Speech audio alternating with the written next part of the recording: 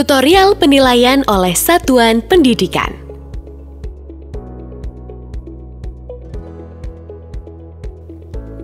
Apa kabar Bapak dan Ibu? Kita bertemu kali ini untuk membahas beberapa teknik penilaian yang dapat diterapkan oleh satuan pendidikan.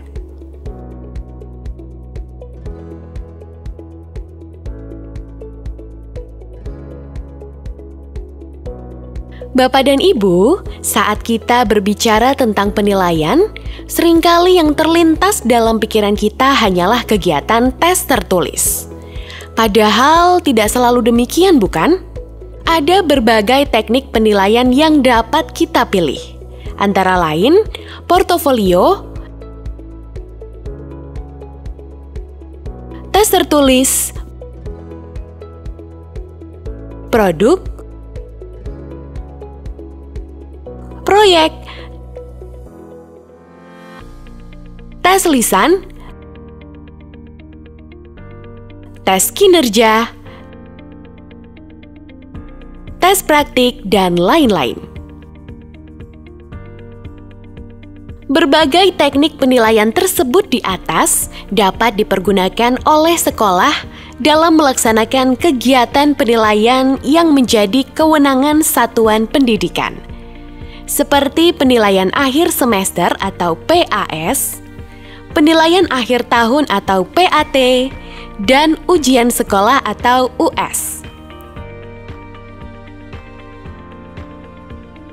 Nah, Bapak Ibu semuanya, terkait dengan kegiatan penilaian di atas, video tutorial ini dikembangkan dengan tujuan untuk memberikan pemahaman dan inspirasi kepada kepala sekolah dan guru tentang teknik-teknik penilaian yang dapat digunakan dalam pelaksanaan PAS, PAT, dan US. Contoh-contoh yang ditayangkan dalam video ini lebih difokuskan pada pelaksanaan penilaian US yang mengukur ketercapaian penguasaan kompetensi yang diujikan. Bapak dan Ibu, fokus utama bahasan pada video tutorial ini adalah prosedur pelaksanaan ujian dengan teknik portofolio, tes tertulis, proyek, produk, tes lisan, tes kinerja, dan tes praktik yang mengukur ketercapaian penguasaan kompetensi yang diujikan. Apabila teknik-teknik ini diterapkan dalam konteks PAS dan PAT, maka yang diukur dalam penilaian adalah semua KD pada semester yang bersangkutan. Sebelum mengikuti bahasan utama, ada baiknya kita memperhatikan langkah-langkah penyelenggaraan ujian sekolah berikut ini, agar memiliki gambaran umum mengenai keseluruhan proses manajemen penyelenggaraan US. Bapak dan Ibu, salah satu langkah penting dalam penyelenggaraan US, sebagaimana yang ditunjukkan dalam diagram alur tersebut adalah menentukan teknik-teknik penilaian. Dalam langkah ini, perlu dipahami bahwa tidak ada teknik yang terbaik. Setiap teknik memiliki karakteristiknya masing-masing. Oleh karena itu, dalam pelaksanaan ujian, sebaiknya menggunakan lebih dari satu teknik penilaian agar mampu memotret penguasaan kompetensi siswa secara komprehensif. Bagaimanakah cara kita memilih teknik ujian? Dalam mata pelajaran bahasa Inggris misalnya, pertama-tama lakukan pemetaan lingkup materi ujian pada aspek pengetahuan dan keterampilan. Kemudian, susun indikator kompetensi yang diujikan yang sesuai untuk diujikan dengan portofolio.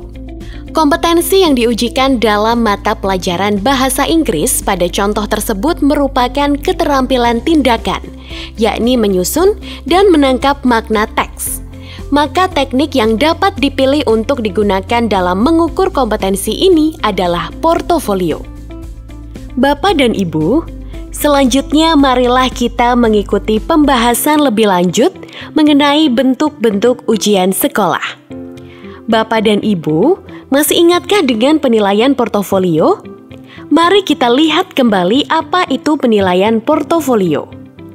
Benar sekali, Penilaian portofolio adalah sebuah sistem untuk mengumpulkan informasi hasil belajar melalui observasi sampel kinerja dan sampel karya atau produk, analisis dan refleksi isi portofolio secara teratur, penyimpulan serta penilaian kemajuan siswa berdasarkan entry portofolio dalam folder tersebut. Masih ingatkah Bapak dan Ibu dengan jenis-jenis portofolio berikut ini? Portofolio kerja merupakan semua koleksi hasil kerja pada suatu mata pelajaran atau kompetensi pada periode waktu tertentu. Portofolio dokumentasi adalah koleksi hasil kerja atau produk siswa pada suatu mata pelajaran pada satu periode waktu tertentu, yang berisi hasil kerja pilihan terbaik yang diajukan untuk dinilai. Portofolio pilihan atau showcase portfolio digunakan untuk menunjukkan hasil terbaik yang dihasilkan oleh siswa pada suatu mata pelajaran atau kompetensi tertentu. Selanjutnya Bapak dan Ibu, kompetensi apa sajakah yang dapat diuji dengan portofolio? Pada dasarnya, semua kompetensi dapat diuji dengan portofolio. Akan tetapi, guru perlu melakukan pemetaan kompetensi yang diujikan yang paling sesuai untuk diujikan dengan portofolio. Untuk mata pelajaran matematika misalnya, pada indikator materi yang diujikan, menyelesaikan masalah yang berkaitan dengan menyajikan dan mendeskripsikan data dalam bentuk tabel, diagram batang, garis, atau lingkaran. Dapat dipilih portofolio karena kompetensi yang harus diaktualisasikan adalah menyajikan dan mendeskripsikan data. Berdasarkan fungsi dari jenis-jenis portofolio yang telah disinggung di atas, portofolio pilihan merupakan alternatif yang paling tepat untuk dipilih dalam ujian sekolah karena portofolio jenis ini mampu memberikan gambaran menyeluruh atas penguasaan optimal dan terbaik kompetensi siswa. Bapak dan Ibu, berikut ini adalah langkah-langkah ujian dengan portofolio. Menentukan sampel karya atau entry yang akan dimasukkan dalam portofolio. Menulis surat pemberitahuan untuk orang tua. Mengembangkan instruksi dalam penyusunan portofolio. Memberikan penjelasan tentang penilaian portofolio dan apa yang harus dilakukan oleh siswa. Menyusun jadwal pengumpulan karya dan jadwal pertemuan. Melakukan pertemuan dan penilaian. Bapak dan Ibu, portofolio dapat disimpan dalam bentuk fisik maupun dalam bentuk digital atau gabungan keduanya. Bagaimanakah siswa dapat terlibat dalam penyusunan portofolio? Keterlibatan siswa dalam penyusunan portofolio terlihat pada saat penentuan dan pemilihan sampel karya, evaluasi diri, dan pembahasan saat penentuan kriteria penilaian. Bapak dan Ibu, selanjutnya perhatikan contoh lembar instruksi penyusunan portofolio berikut ini sebagai inspirasi pada saat Bapak dan Ibu melakukan penilaian dengan portofolio. Selanjutnya, perlu diperhatikan bahwa penilaian dengan portofolio harus dilakukan dengan menggunakan rubrik. Guru dapat memilih rubrik analitik atau rubrik holistik. Setelah mengikuti tutorial bentuk penilaian portofolio, poin penting apa yang dapat Bapak dan Ibu petik?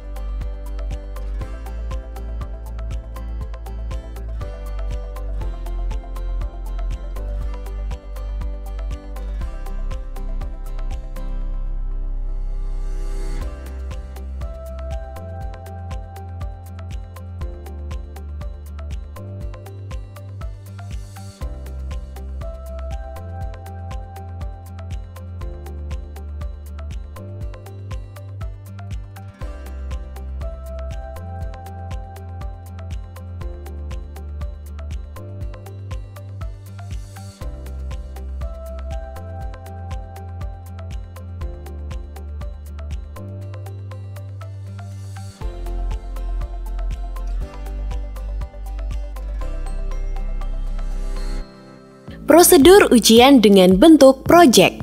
Bapak dan Ibu, sekarang kita akan membahas teknik penilaian proyek. Masih ingatkah Bapak dan Ibu tentang penilaian proyek? Penilaian proyek memiliki karakteristik untuk mengukur kemampuan siswa menyelesaikan suatu tugas dalam periode atau waktu tertentu dengan tahapan tertentu.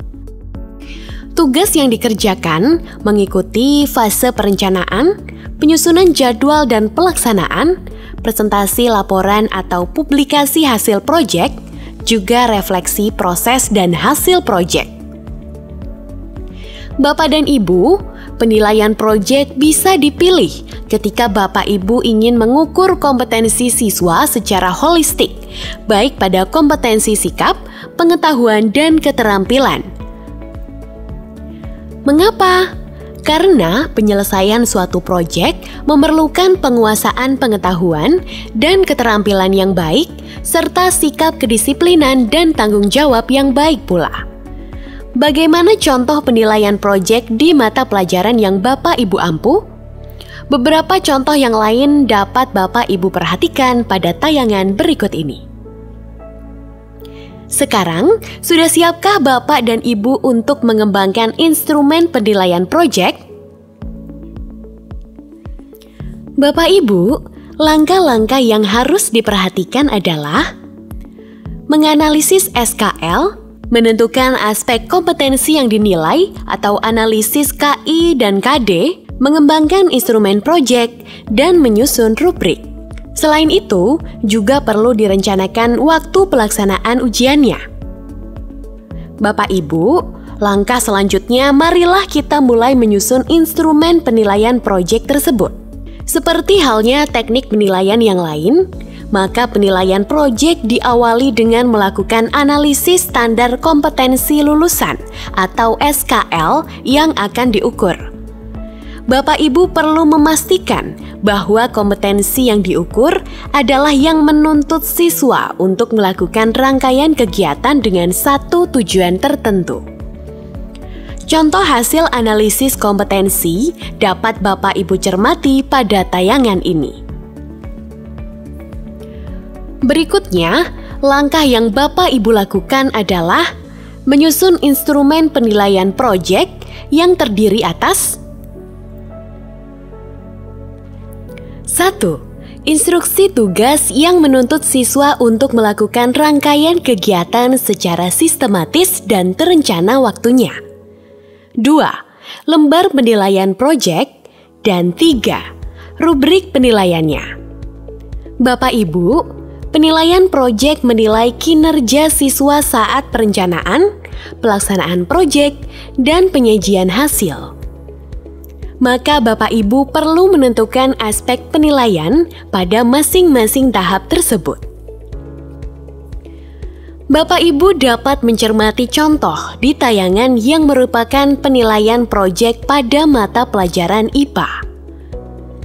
Bapak Ibu, sebagaimana yang ada di tayangan, pada perencanaan proyek, aspek penilaiannya misalnya, aspek penilaian pada tahap pelaksanaan misalnya, dan tahap penilaian hasil proyek, aspeknya adalah Bapak Ibu, harap dipastikan bahwa sikap juga merupakan aspek yang perlu dinilai. Setelah aspek penilaian ditentukan, langkah selanjutnya adalah menyusun rubrik penilaiannya. Rubrik yang baik akan tampak gradasi penilaian sesuai capaian siswa. Berikut adalah contoh rubrik penilaian.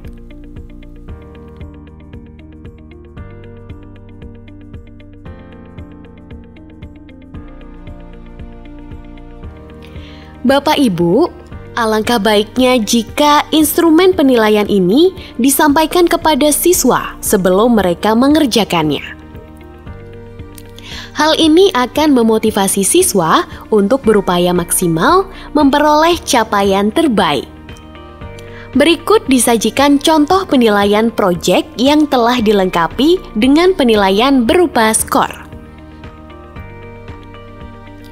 Contoh pada mata pelajaran lain dapat Bapak Ibu lihat di link berikut ini. Dengan contoh tersebut, Bapak dan Ibu dapat menyusun instrumen penilaian proyek sesuai mata pelajaran yang diampu. Bapak Ibu, apakah mengalami kesulitan untuk mengembangkan instrumen penilaian proyek? Tentunya tidak ya. Instrumen penilaian seperti yang sudah dicontohkan akan sangat membantu Ibu dan Bapak melakukan penilaian proyek.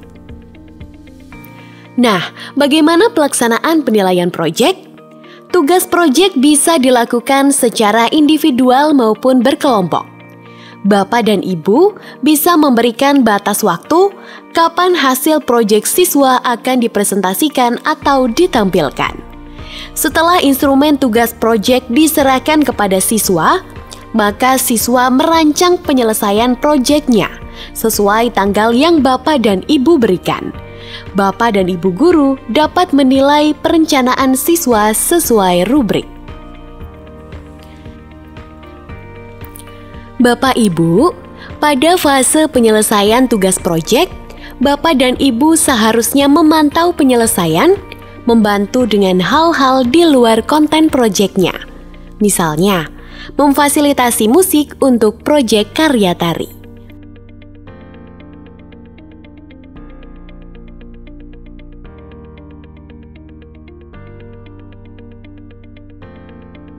Bapak dan Ibu dapat menilai perkembangan penyelesaian tugas proyek siswa sesuai rubrik.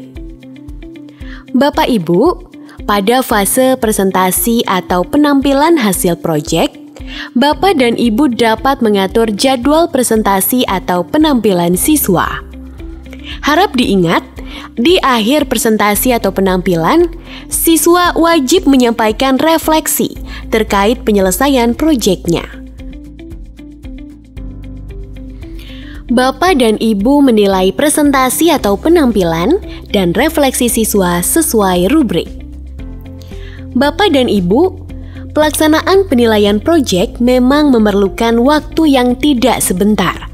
Namun penilaian proyek mampu menilai kompetensi siswa dalam merencanakan, melaksanakan, dan melaporkan hasil proyek yang ditugaskan, sekaligus juga menilai sikap siswa, misalnya kedisiplinan, tanggung jawab, dan kerjasama. Apakah Bapak Ibu pernah memberi tugas siswa untuk membuat sesuatu? Penilaian apakah yang Bapak Ibu gunakan? Ya, betul.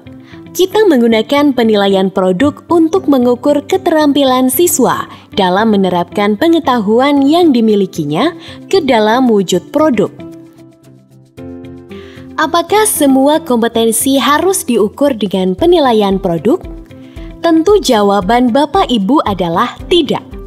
Penilaian produk dapat digunakan untuk mengukur aspek sikap, pengetahuan, dan keterampilan. Namun, penilaian produk harus lebih fokus pada keterampilan siswa untuk menghasilkan suatu karya sebagai wujud pemahaman pengetahuannya. Kompetensi sikap, misalnya tanggung jawab dan kreativitas, terukur pada hasil yang ditampilkannya.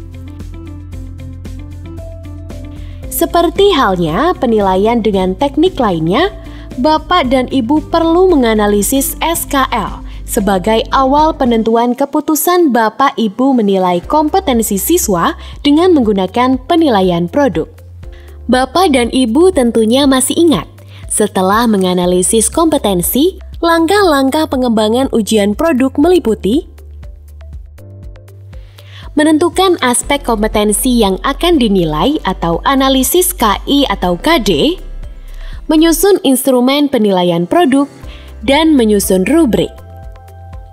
Fokus pengembangan instrumen penilaian adalah pada penilaian kualitas produk yang dihasilkan oleh siswa.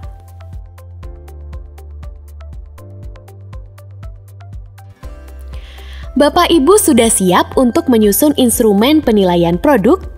Baik, mari kita mulai. Penyusunan instrumen produk dimulai dengan membuat kisi-kisi sebagai hasil analisis SKL dan penentuan aspek kompetensi. Berikut adalah contoh kisi-kisi penilaian produk pada mata pelajaran seni budaya. Bapak Ibu tentu masih ingat bahwa instrumen penilaian produk berupa instruksi tugas, lembar penilaian, dan rubrik penilaian, seperti yang tampak pada tayangan berikut ini. Instruksi tugas membuat suatu produk dapat secara individu atau berkelompok. Aspek penilaian yang dimunculkan di lembar penilaian fokus pada produk yang dibuat siswa, seperti yang tampak pada tayangan.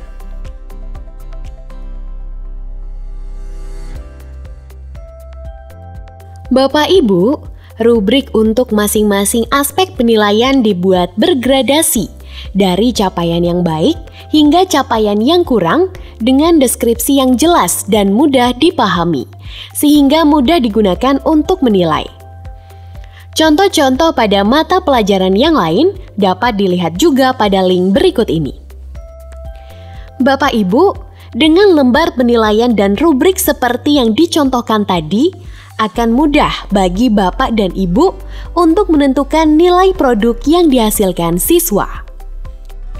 Apakah dengan contoh ini Bapak dan Ibu dapat menyusun instrumen penilaian produk?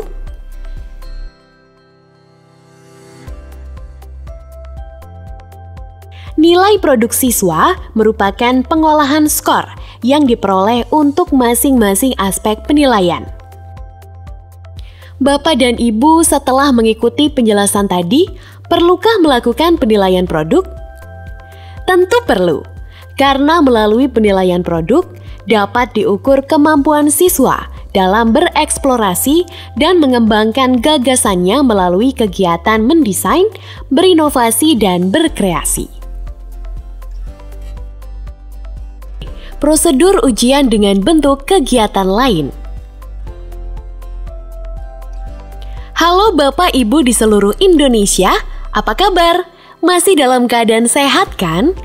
Sekarang kita akan berbicara tentang teknik penilaian berupa tes tertulis. Materi yang akan disajikan dalam video ini meliputi hal-hal berikut ini. Pengertian tes tertulis, kompetensi yang dapat diukur dengan tes tertulis, bentuk soal tes tertulis, kelebihan dan kelemahan bentuk-bentuk soal, memilih bentuk soal tes tertulis, langkah-langkah pengembangan tes tertulis, menyusun soal tes tertulis, dan penentuan nilai. Sekarang, mari kita bicarakan satu persatu. Bapak Ibu tentunya sudah tahu kan apa itu tes tertulis? Iya, bagus. Tes tertulis adalah tes yang soal dan jawabannya diberikan dalam bentuk tulisan. Bapak Ibu tentunya sudah terbiasa melakukan penilaian dengan teknik tes tertulis kan? Untuk keperluan mengukur kompetensi pada aspek apakah tes tertulis ini digunakan? Betul. Umumnya, semua mata pelajaran menggunakan tes tertulis untuk mengukur kompetensi siswa pada aspek pengetahuan. Di samping itu, ada beberapa mata pelajaran seperti Bahasa Indonesia dan Bahasa Inggris juga dapat menggunakan tes tertulis untuk mengukur kompetensi aspek keterampilan. Level kognitif yang dapat diukur meliputi level 1 atau C1 dan C2, level 2 atau C3, dan level 3 atau C4, C5, dan C6. Soal tes tertulis ternyata memiliki berbagai bentuk. Bapak Ibu diharapkan tidak hanya menggunakan bentuk soal pilihan ganda untuk penilaian, namun dapat juga menggunakan berbagai varian soal supaya siswa lebih banyak mengenal variasi soal dan tidak membosankan. Namun demikian, pemilihan bentuk soal juga perlu mempertimbangkan kelebihan dan kekurangan setiap bentuk soal tersebut. Secara garis besar, bentuk soal tes tertulis dapat diklasifikasikan menjadi 3 varian. Pertama, soal yang pilihan jawabannya tersedia. Kedua, soal yang pilihan jawabannya tidak tersedia. Dan ketiga, soal campuran, yaitu soal yang pilihan jawabannya tersedia dan tidak tersedia. Soal yang pilihan jawabannya tersedia meliputi soal pilihan ganda, soal dua pilihan jawaban yaitu soal benar salah atau ya tidak, dan soal menjodohkan. Soal yang pilihan jawabannya tidak tersedia meliputi soal isian atau jawaban singkat, dan soal uraian. Soal yang pilihan jawabannya tersedia dan tidak tersedia atau soal campuran yaitu soal pilihan ganda dengan alasan atau argumen. Berikut ini contoh beberapa bentuk soal. Contoh soal dengan pilihan jawaban tersedia pada mata pelajaran IPS. Soal pilihan ganda. Soal benar salah. Soal menjodohkan. Contoh soal dengan pilihan jawaban tidak tersedia pada mata pelajaran PJOK. Soal melengkapi atau isian singkat. Soal uraian.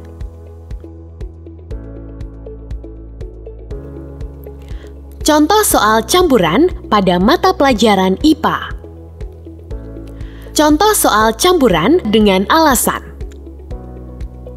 Secara lengkap contoh bentuk-bentuk soal untuk mata pelajaran yang lain dapat dilihat pada link berikut ini. Setiap bentuk soal memiliki kelebihan dan kekurangan.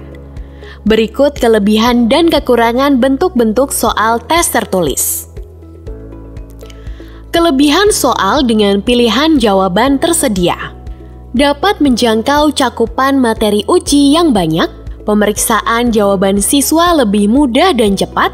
Untuk pilihan ganda, dapat digunakan mengukur L1, L2, dan L3.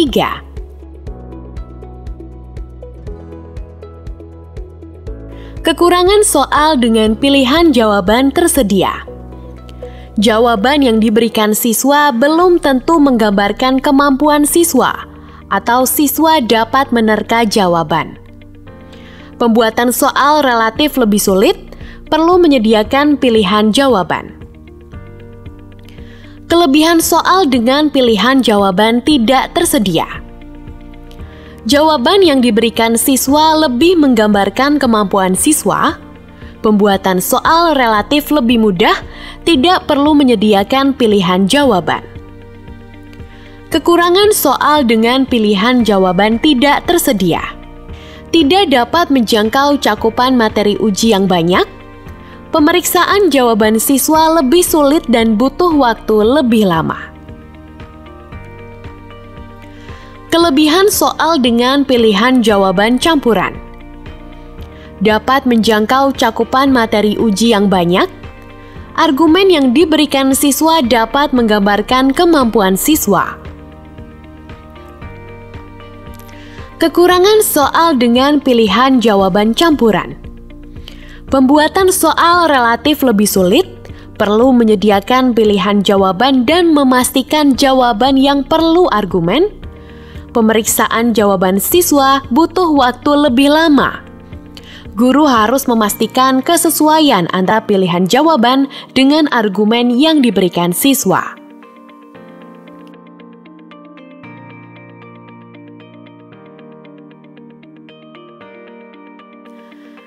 Bapak Ibu sudah mengetahui kelebihan dan kelemahan setiap bentuk soal tes tertulis. Untuk keperluan penggunaan tes tertulis dalam penilaian, bentuk soal mana yang akan Bapak Ibu pilih? Ya, setuju. Bapak Ibu bisa mengkombinasikan bentuk-bentuk soal tersebut dalam naskah soal tes tertulis untuk penilaian. Tentunya, persentase untuk bentuk soal dengan pilihan jawaban tersedia, misalnya pilihan ganda dan menjodohkan, umumnya lebih banyak daripada bentuk soal dengan pilihan jawaban tidak tersedia, misalnya uraian. Bapak Ibu juga bisa menggunakan bentuk soal campuran untuk bisa menjangkau materi uji yang banyak dan memastikan kemampuan siswa dengan diminta memberikan alasan atas pilihan jawaban mereka. Perhatikan hal-hal berikut terkait pemilihan bentuk soal untuk keperluan penilaian, terutama ujian sekolah.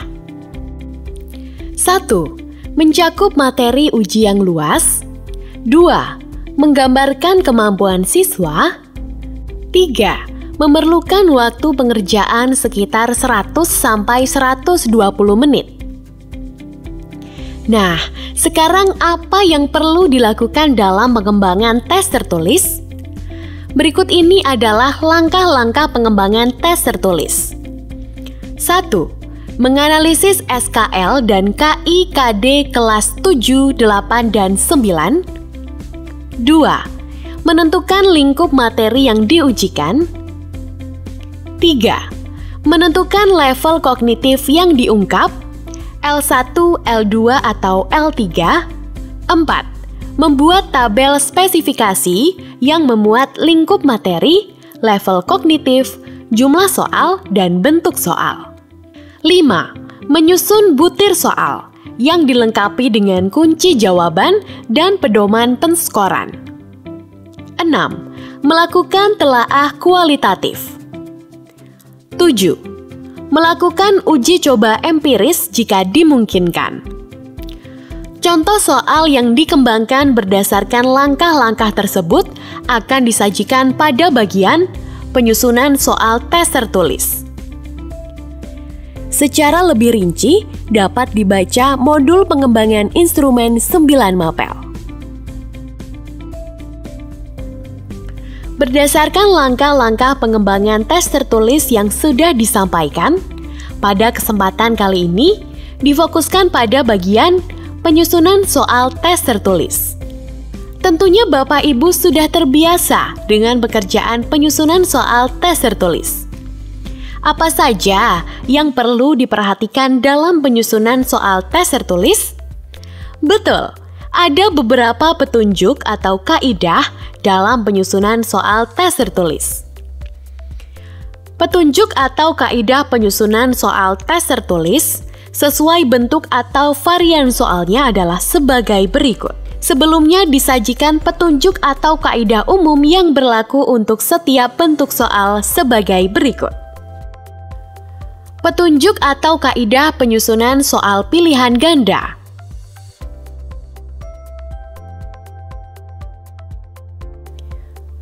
Petunjuk atau kaidah penyusunan soal benar salah atau ya tidak.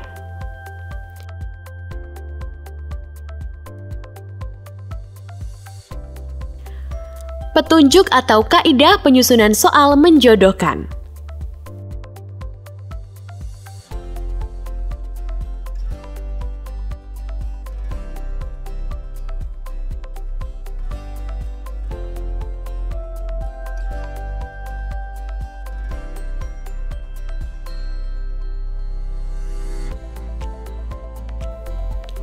Petunjuk atau kaidah penyusunan soal isian atau jawaban singkat.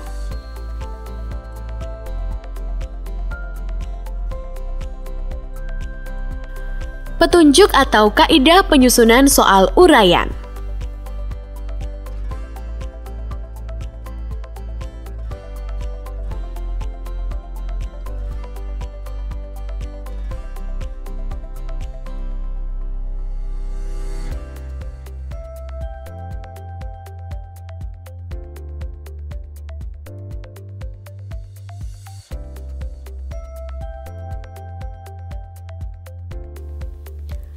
Petunjuk atau kaidah penyusunan soal pilihan ganda dengan alasan.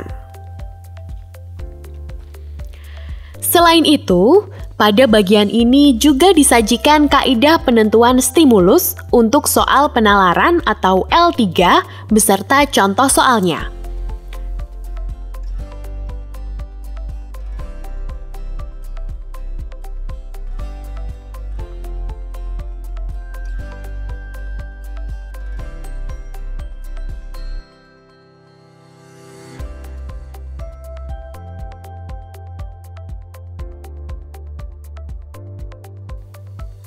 Akhirnya, jika naskah soal yang tersusun sudah digunakan dalam suatu penilaian, maka apa yang perlu dilakukan selanjutnya?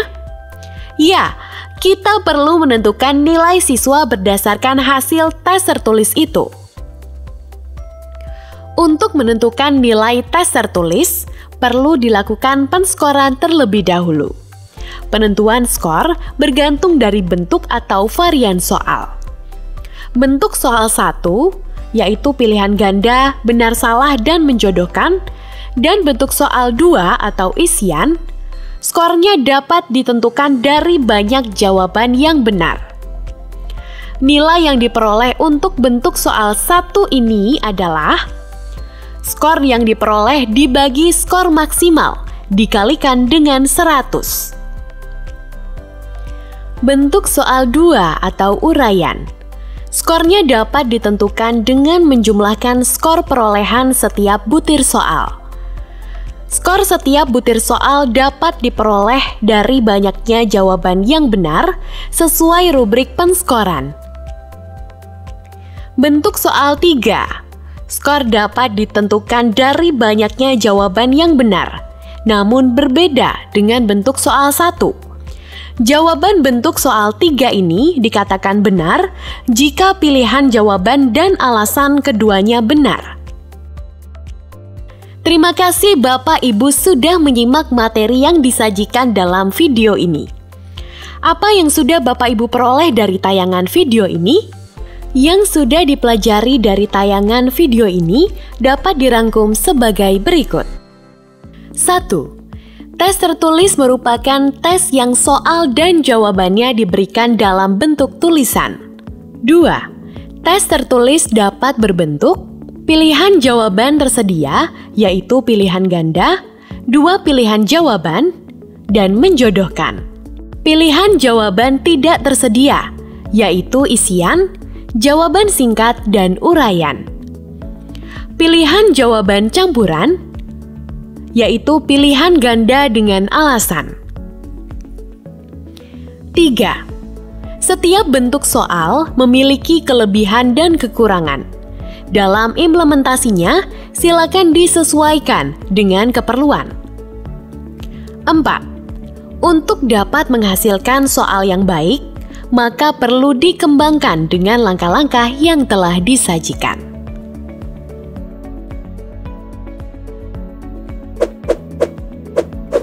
Prosedur ujian dengan bentuk kegiatan lain. Bapak dan Ibu, kita akan membahas tes lisan sebagai salah satu bentuk ujian sekolah. Tentunya Bapak dan Ibu telah sering melakukan tes lisan. Tes lisan merupakan pertanyaan-pertanyaan yang diberikan guru secara lisan dan siswa menjawab atau merespon pertanyaan tersebut secara lisan. Apa yang bisa dinilai dengan tes lisan? Bentuk tes lisan dapat digunakan untuk menilai aspek pengetahuan, keterampilan berpikir kritis, pengambilan keputusan, keterampilan berkomunikasi, dan keterampilan berpikir kreatif siswa sesuai dengan SKL, KI, dan KD. Selain itu, pada saat tes dapat dinilai kepercayaan diri siswa dalam menjawab pertanyaan. Pertanyaan tes lisan berupa pertanyaan terbuka, agar memperoleh jawaban rinci yang menggambarkan kemampuan siswa. Walaupun Bapak dan Ibu telah sering melakukan tes lisan, tetapi sebagai bentuk ujian tes lisan harus dipersiapkan. Langkah-langkah dalam persiapan dan pelaksanaan ujian tes lisan meliputi menganalisis SKL dan KI-KD kelas 7, 8, dan 9, membuat kisi-kisi, membuat daftar pertanyaan, membuat rubrik, menyiapkan media jika ada, melaksanakan ujian, memberikan skor. Langkah-langkah pelaksanaan ujian tes lisan adalah sebagai berikut. Sebelum pelaksanaan, topik-topik ujian sebaiknya dikomunikasikan kepada siswa. Pada fase awal, guru memulai dengan salam dan membuka percakapan yang bisa mencairkan suasana dan menenangkan siswa. Lalu guru mengarahkan ke topik yang dibantu media yang sesuai. Menanyakan pertanyaan yang umum pada topik, pertanyaan yang mudah yang membuat siswa bisa memulai menjawab dengan percaya diri. Pada fase inti, dari jawaban siswa pada fase awal, selanjutnya guru dapat melanjutkan tes dengan memberikan pertanyaan lanjutan sesuai daftar pertanyaan. Pertanyaan lanjutan ini dapat berupa rincian, contoh, atau non-contoh, ide lain, alasan, dan sebagainya. Pada fase akhir, guru bertanya kepada siswa, apakah ada hal atau topik yang belum ditanyakan pada ujian, tetapi yang menurutnya penting. Jika ada, ini adalah kesempatan bagus untuk membahas topik itu.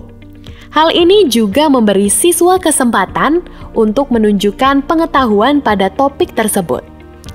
Tentu saja, kedalaman pembahasan diserahkan kepada keputusan guru. Baru setelah itu, ujian lisan berakhir. Bapak dan Ibu, penyusunan instrumen tes lisan dimulai dari analisis SKL dan KI-KD kelas 7, 8, dan 9 untuk pembuatan kisi-kisi. Bapak dan Ibu dapat menganalisis SKL, KI, dan KD, memilih kompetensi dasar yang diujikan, materi yang diujikan, dan indikator yang diujikan seperti format ini. Perhatikan contoh kisi-kisi berikut ini. Nah, berdasarkan kisi-kisi itu, dapat dibuat daftar pertanyaan tes lisan pada fase awal, fase inti, dan fase akhir. Contoh daftar pertanyaan tes lisan berdasarkan kisi-kisi itu adalah sebagai berikut.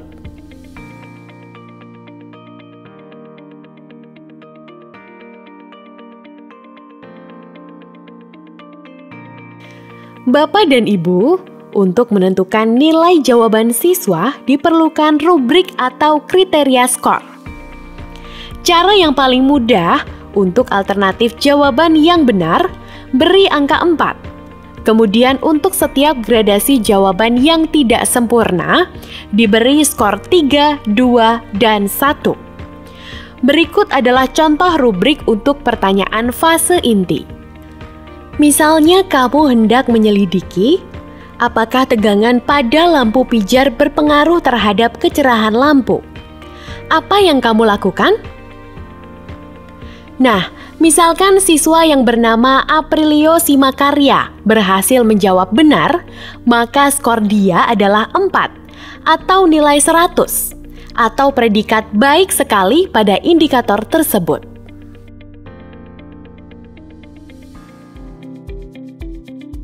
Bapak dan Ibu, berdasarkan uraian dan contoh tes lisan, maka sebaiknya tes lisan tidak berdiri sendiri, namun digabungkan dengan teknik lain, misalnya penilaian kinerja.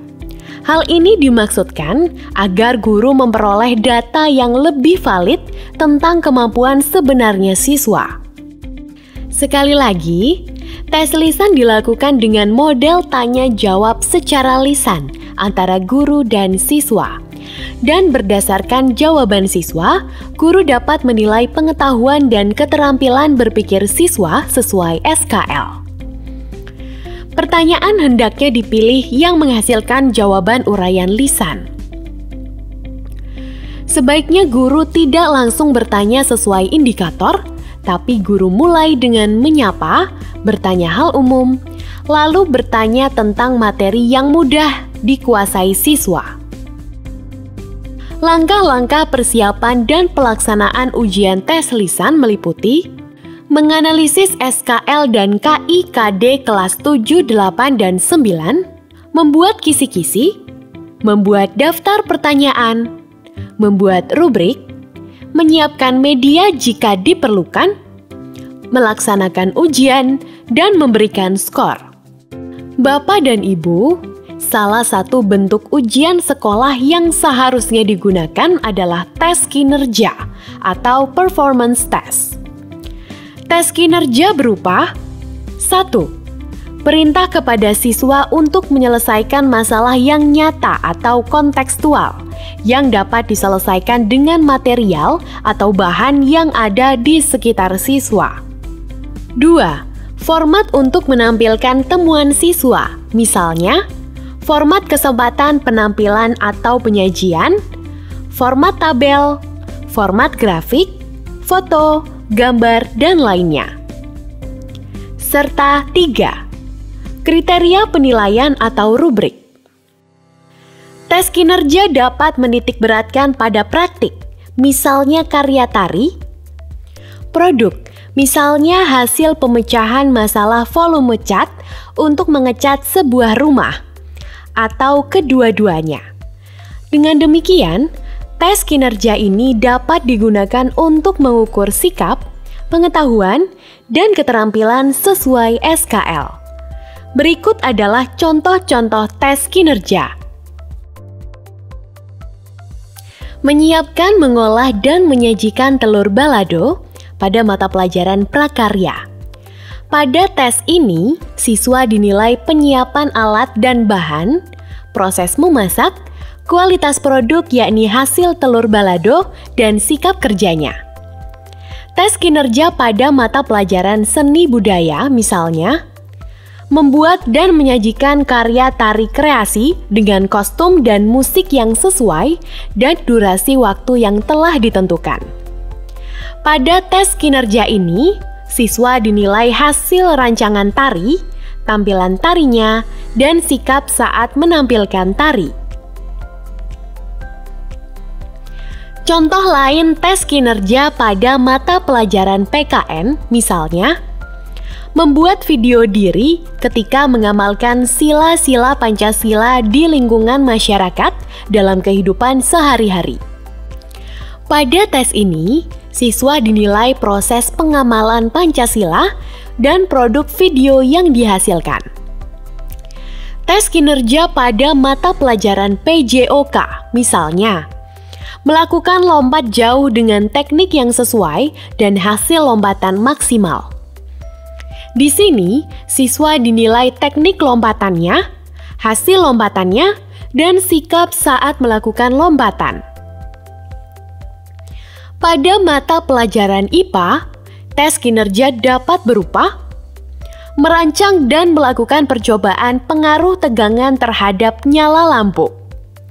Dengan tes ini, siswa dapat dinilai kualitas produk rancangan eksperimen, proses eksperimen misalnya merangkai alat dan mengukur, hasil eksperimen, serta sikap selama melakukan eksperimen.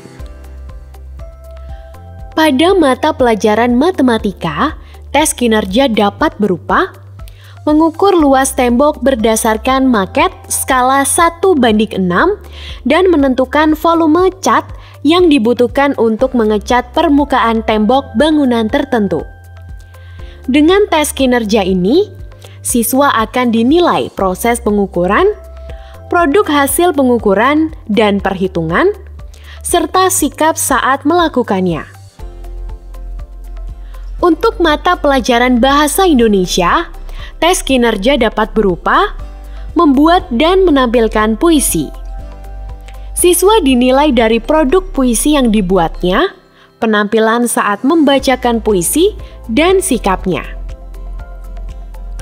Pada mata pelajaran Bahasa Inggris, tes kinerja dapat berupa membuat dan menampilkan teks percakapan dalam bahasa Inggris untuk situasi tertentu. Pada tes ini, siswa dinilai berdasarkan hasil teks yang dibuat, percakapan yang didemonstrasikan, dan sikap saat tes ini. Kami yakin Bapak dan Ibu telah sering menerapkan penilaian kinerja dalam pembelajaran. Sekedar mengingatkan, langkah-langkah pengembangan tes kinerja meliputi menganalisis SKL dan KIKD kelas 7, 8, dan 9, membuat kisi-kisi, menyusun lembar kerja, menyusun rubrik, menyiapkan ruang dan peralatan atau media, melaksanakan ujian, memberikan skor dan interpretasinya. Pada fase pelaksanaan tes kinerja, selain memberi penilaian, guru mengatur alur kelancaran pelaksanaan tes kinerja sesuai dengan waktu yang telah ditentukan. Guru dapat memberikan bantuan selama tidak terkait dengan indikator yang dinilai. Sebagai contoh, untuk tes kinerja memasak telur balado, guru dapat membantu menyiapkan tabung kompor gas saat habis. Bapak dan Ibu, langkah awal penyusunan lembar tes kinerja adalah membuat kisi-kisi. Langkah pembuatan kisi-kisi ini tidak berbeda dengan kisi-kisi penilaian yang telah dibahas. Berikut adalah contoh kisi-kisi pada mata pelajaran prakarya.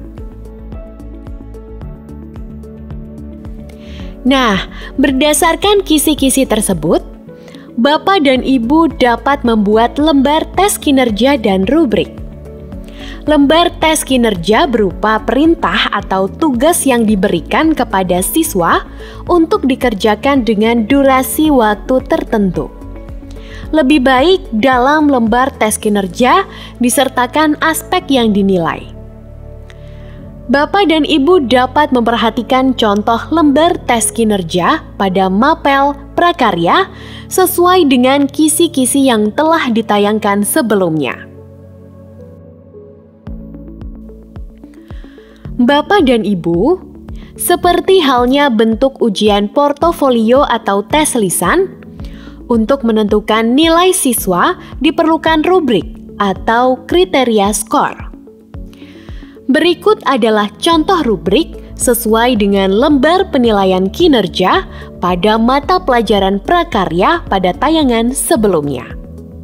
Nah, misalkan siswa yang bernama Aprilia Kalendi berhasil memasak telur balado dengan sangat baik pada unsur 2, 3, dan 5, serta baik pada unsur 1 dan 4, maka skor dia adalah 18 atau nilai 90. Bapak dan Ibu, memang penyiapan dan pelaksanaan tes kinerja ini relatif lebih memakan waktu. Akan tetapi, tes kinerja memberikan hasil penilaian yang akurat terhadap sikap, pengetahuan, dan keterampilan siswa pada konteks nyata di sekitar siswa sesuai SKL, KIKD. Dengan kata lain, oleh karena tes kinerja ini dapat menilai pengetahuan dalam bentuk tindakan nyata, maka disarankan agar bentuk ini termasuk yang digunakan dalam ujian sekolah.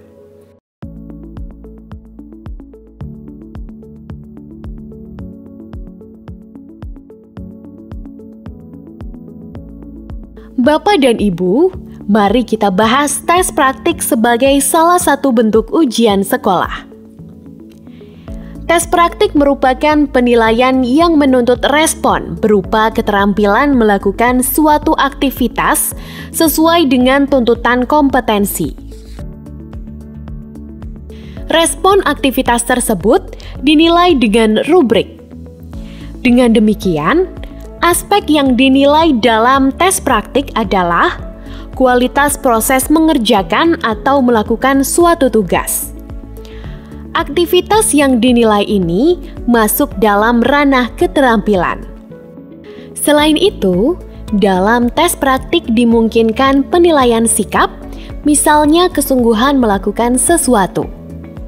Contoh tes praktik adalah membacakan pidato dalam bahasa Inggris, menggunakan peralatan laboratorium sesuai keperluan, memainkan alat musik, bermain bola, berenang, menyanyi, menari, dan sebagainya. Seperti halnya tes produk dan kinerja, langkah-langkah pengembangan tes praktik meliputi menganalisis SKL dan KIKD kelas 7, 8, dan 9, membuat kisi-kisi, menyusun lembar tes praktik, menyusun rubrik, menyiapkan ruang dan peralatan atau media, melaksanakan ujian, memberikan skor dan interpretasinya. Fase pelaksanaan tes praktik serupa dengan pelaksanaan tes kinerja, yakni selain memberi penilaian, guru mengatur alur kelancaran pelaksanaan tes sesuai dengan waktu yang telah ditentukan. Bapak dan Ibu, langkah pembuatan kisi-kisi ini tidak berbeda dengan kisi-kisi penilaian yang telah dibahas. Berikut adalah contoh kisi-kisi pada mata pelajaran PJOK. Nah, berdasarkan kisi-kisi tersebut, Bapak dan Ibu dapat membuat lembar tes praktik dan rubrik. Lembar tes praktik berupa perintah atau tugas yang diberikan kepada siswa untuk dikerjakan dengan durasi waktu tertentu. Lebih baik, dalam lembar tes praktik disertakan aspek yang dinilai. Bapak dan Ibu dapat memperhatikan contoh lembar tes praktik pada mapel PJOK sesuai dengan kisi-kisi yang telah ditayangkan sebelumnya. Bapak dan Ibu, untuk menentukan nilai siswa dalam tes praktik diperlukan rubrik atau kriteria skor. Berikut adalah contoh rubrik sesuai dengan lembar tes praktik pada mata pelajaran PJOK pada tayangan sebelumnya.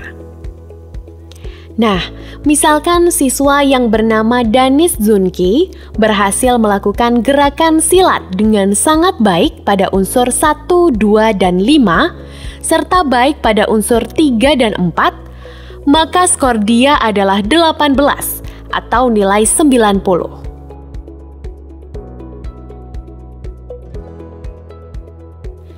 Bapak dan Ibu, untuk menguji keterampilan melakukan sesuatu, digunakan tes praktik. Tes ini memungkinkan siswa mendemonstrasikan keterampilan tertentu. Apakah Bapak dan Ibu akan menggunakan bentuk ujian praktik? Bapak dan Ibu yang akan memutuskan dengan pertimbangan utama. Jika suatu kompetensi pada ranah keterampilan dipandang penting untuk diuji, maka silakan Bapak dan Ibu menggunakan tes praktik.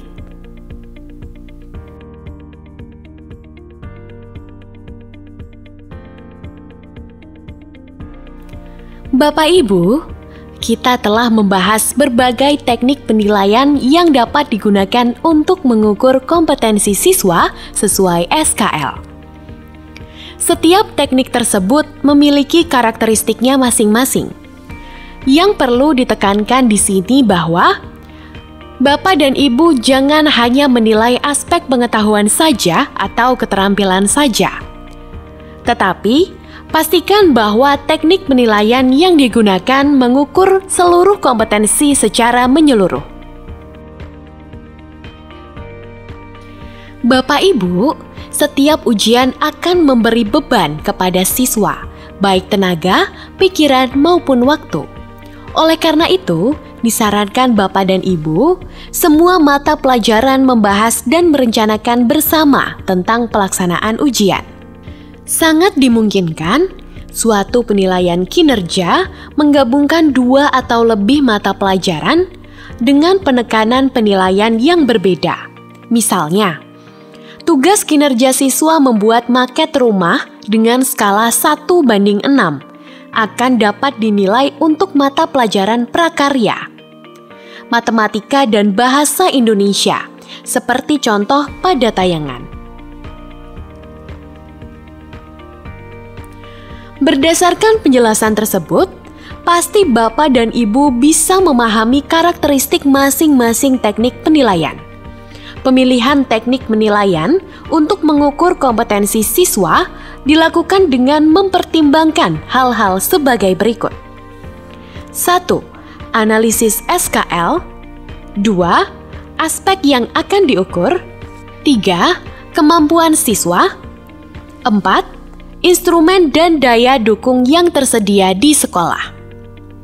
Bapak Ibu, dalam pelaksanaan ujian, disarankan tidak hanya menggunakan satu teknik penilaian, akan tetapi menggunakan berbagai teknik penilaian. Teknik-teknik penilaian tersebut akan saling melengkapi sehingga kompetensi siswa dapat dinilai secara utuh.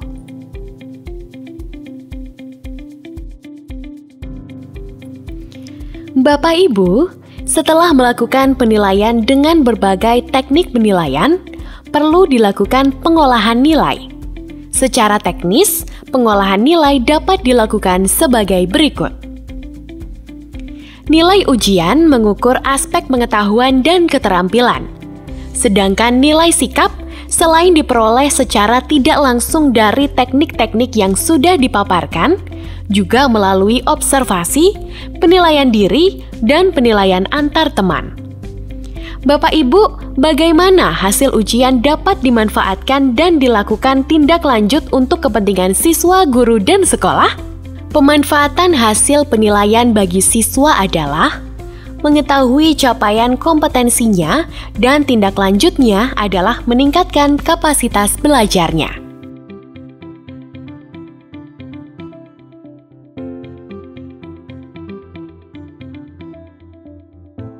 Bapak Ibu, hasil penilaian juga dapat dimanfaatkan oleh guru untuk menyusun bank soal atau perbaikan instrumen penilaian, meningkatkan kinerja dalam menjalankan tugasnya, yang akan bermuara pada perbaikan kualitas proses pembelajaran sebagai tindak lanjutnya. Bagi sekolah, hasil penilaian dimanfaatkan untuk melaporkan hasil pendidikan kepada orang tua dan stakeholder sekolah, dan memetakan mutu pendidikan. Sekolah sangat berkepentingan melakukan tindak lanjut terhadap pelaksanaan dan hasil penilaian, di antaranya sebagai acuan penyusunan program dan acuan peningkatan sumber daya.